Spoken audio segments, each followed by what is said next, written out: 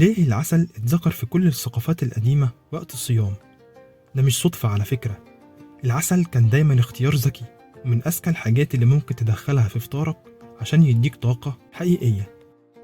بعد ساعات صيام طويلة جسمك بيبقى محتاج طاقة سريعة بس تكون طبيعية ومش تقيلة، والعسل بيدي طاقة نظيفة من غير ما يرهق الجسم ولا يهبطك بعدين.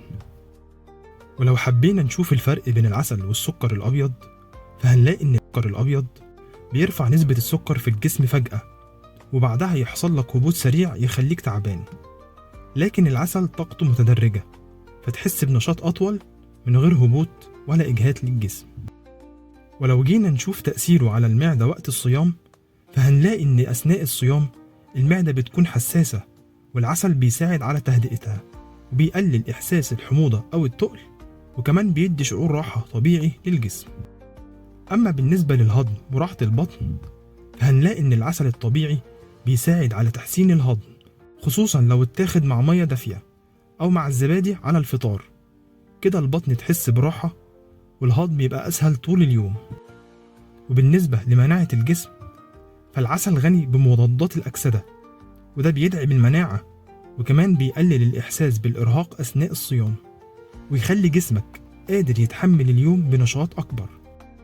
وأفضل طريقة لاستخدامه على السحور بيكون معلقة عسل صغيرة بتديك طاقة ثابتة وتحافظ على نشاطك طول النهار، وكمان تقلل الإحساس بالجوع قبل وقت الفطار.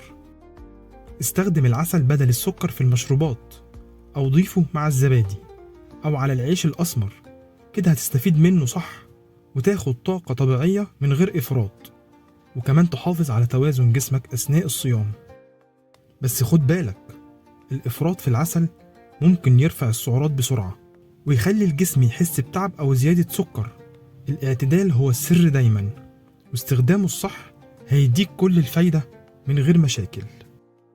معلومة بسيطة بس فايدتها كبيرة. فايدة هب، فايدة بسيطة بس تأثيرها كبير.